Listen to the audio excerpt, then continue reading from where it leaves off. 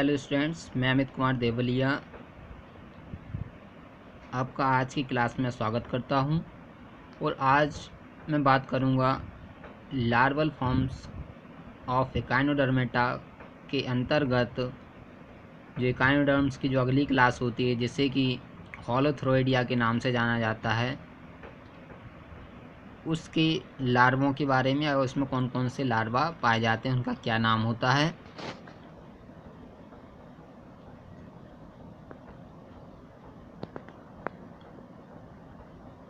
तो इस होलोथोरिया क्लास में दो लार्वल स्टेजेस पाई जाती हैं जो कि मुख्य होती हैं। फर्स्ट ऑरिक्लोरिया लार्वा और सेकंड डोलियोलेरिया लार्वा। तो ऑरिक्लोरिया लार्वा जो कि संबंध रखती है उसी के जो एस्ट्रोइडिया स्टारफिश का जो लार्वा होता है बाइपिनेरिया, उसके समान ये दिखाई देती है, कुछ उसी के समान ये दिखाई देती है। और इट ऑल्सो पॉजेसेस 4 और 5 पेयर्स ऑफ सीलिएटेड आर्म्स, जैसा कि उसमें 4 या 5 जोड़ी उसमें जो सीलिएटेड आर्म्स प्रेजेंट होते हैं, ठीक इसी प्रकार से इसमें भी 4 और 5 पेयर्स आर्म्स प्रेजेंट होते हैं, जो कि इसको स्विमिंग में या लोकोमोशन में हेल्प करते हैं। और इसमें वेल डेवलप्ड माउथ, गट और एनस प्रेजेंट होते हैं, जैसा कि हम इसकी इमेज में देख सकते हैं कि इसमें 4 और 5 पेयर्स जो आर्म्स जैसे कि बाइपिनेरिया लार्वा में होते हैं, ठीक उसी प्रकार से इसमें ये आर्म्स दिखाई देते हैं। और इसकी जो अगली लार्वल स्टेज होती है उसे डोलियोलेरिया के नाम से जानते हैं। और ये लार्वा स्टेज ऑरिक्लोरिया के बाद बनती है, जो कि बैरल शेप्ड, मतलब ड्रम के आकार की। ये सेकंड वाला जो इमेज है ये बैरल शेप्ड या ड्रम के समान ये स्टेज होती है। और इसमें 5 सीलिएटेड बैंड्स प्रेजेंट होते हैं।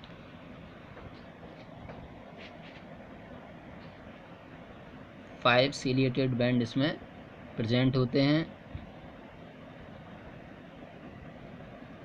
और माउथ और वेस्टिब्यूल इसमें प्रेजेंट होता है, जो कि फीडिंग में हेल्प करता है।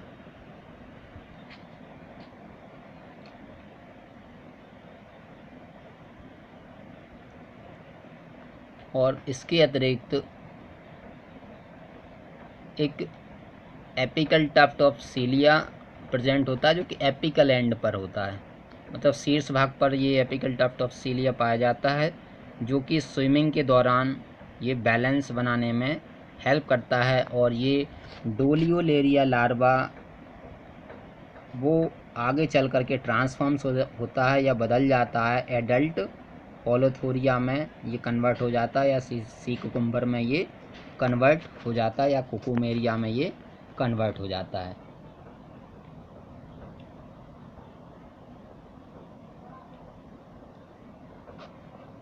अब हम बात करते हैं अगली क्लास की, जिसका नाम है एकाइनोइडिया।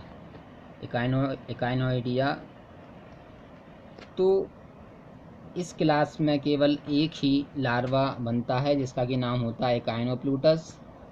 ये लार्वा जो है वो बायलेटरली सिमेट्रिकल, एक्चुअल में सारे के सारे लार्वा जो होते हैं एकाइनोडर्मेटा के, वो सभी बायलेटरली सिमेट्रिकल होते हैं। तो ठीक उसी प्रकार से ये भी बायलेटरल सिमेट्रिकल है। और इसकी बॉडी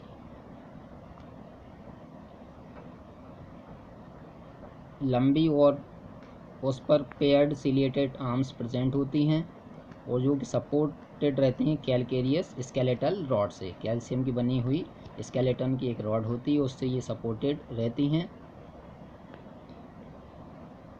और इसमें प्री ओरल आर्म प्रेजेंट होती है, जबकि पोस्टेरियोलेटरल आर्म एब्सेंट होती है। और इसमें एंटेरोलेटरल, पोस्टोरल और पोस्टेरोडोर्सल आर्म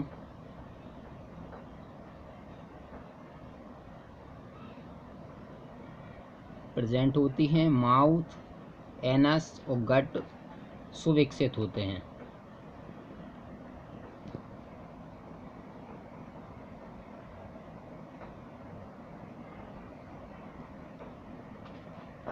अब हम बात करते हैं अगली क्लास की, जिसका नाम है ऑफीयूरोइडिया। ऑफीयूरोइडिया तो ऑफी का मीनिंग होता है स्नैक लाइक और यूरो मीनिंग टेल। तो इन एनिमल्स की टेल या इस क्लास के एनिमल की टेल स्नैक की टेल के समान होती है, या ये एनिमल स्नैक की टेल के समान दिखाई देते हैं, इसलिए इनको ऑफियो यूरोडिया कहा गया। और इन एनिमल्स में ऑफियोप्लूटस नाम का लार्वा बनता है, जो कि एकाइनोप्लूटस लार्वा के समान ही लगभग दिखाई देता है। इसमें एंटेरोलेटरल, पोस्टोरल एंड पोस्टेरोडोर्सल आर्म प्रेजेंट होते हैं, जबकि प्री ओरल आर्म एब्सेंट होती है। और इसमें बहुत लंबी पोस्टेरोलेटरल आर्म पाई जाती हैं। सभी आर्म्स सपोर्टेड रहती हैं कैल्शियम की या कैलकेरियस स्केलेटन रॉड से, और ये लार्वा मेटामॉर्फोसिस करके एडल्ट में कन्वर्ट हो जाता है। अब हम बात करते हैं अगली क्लास की, जिसका कि नाम होता है क्रिनोइडिया। तो क्रिनोइडिया का मतलब होता है लिली के समान, जैसा कि जो फ्रेश वाटर की जो लिली जो कि प्लांट होता है, तो उसी के जैसे जो एनिमल्स होते हैं उनको क्रिनोइडिया के अंतर्गत रखा जाता है। तो ये जो हैं ये क्रिनोइडिया हैं, ये एनिमल्स हैं, जबकि जो फ्रेश वाटर में जो लिली प्रेजेंट होती है वो एक प्लांट होता है, ये एनिमल है। ये एनिमल लिली फॉर्म है, लिली के समान दिखाई देता है, इसलिए इसको क्रिनोइडिया क्लास इसको कहा गया है। तो इसमें जो बेसिक लार्वा होता है वो पेंटेक्टुला होती है, जो कि लार्वा जो कि एग के अंदर ही विकसित हो जाती है, और इसके अतिरिक्त इसमें एक या दो दूसरी लार्वल स्टेजेस पाई जाती हैं। तो इसमें फर्स्ट नाम आता है डोलियोलेरिया लार्वा। इस लार्वा को विटलेरिया लार्वा भी कहा जाता है, जो कि कुछ लिलीज में ये प्रेजेंट होता है। और ये जो लार्वा समानता रखता है होलोथोरियंस के डोलियोलेरिया लार्वा से, और इस लार्वा में एक एडहेसिव प्रेजेंट होता है वेंट्रल साइड पर, जो कि सबस्ट्रेटम से अटैच होने में मदद करता है, और ये गतिहीन होते हैं। ये लार्वा जो है वो गतिहीन होते हैं।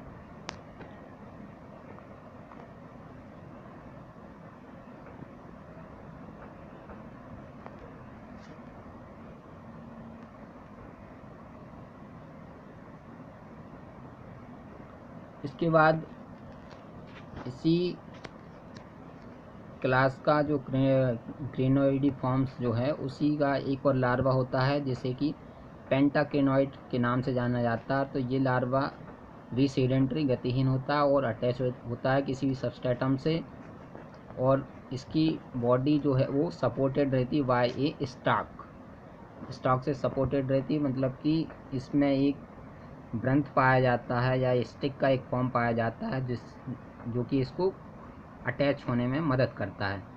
और इसमें लगभग 10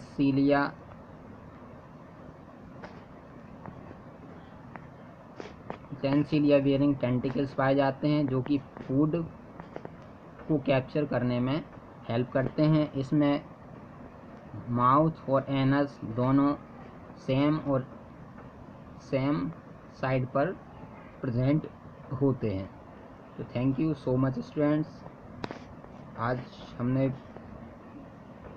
स्टडी की है लार्वल फॉर्म्स ऑफ इकाइनोडर्मेटा की विभिन्न क्लासेस की। Thank you. यदि वीडियो अच्छा लगा हो तो हमारे चैनल को सब्सक्राइब कीजिए, लाइक कीजिए, और यदि कोई डाउट हो तो कमेंट बॉक्स में हमें लिख भेजिए। और यदि आपको कोई दूसरे टॉपिक का वीडियो चाहिए तो भी हमें कमेंट बॉक्स में लिखें।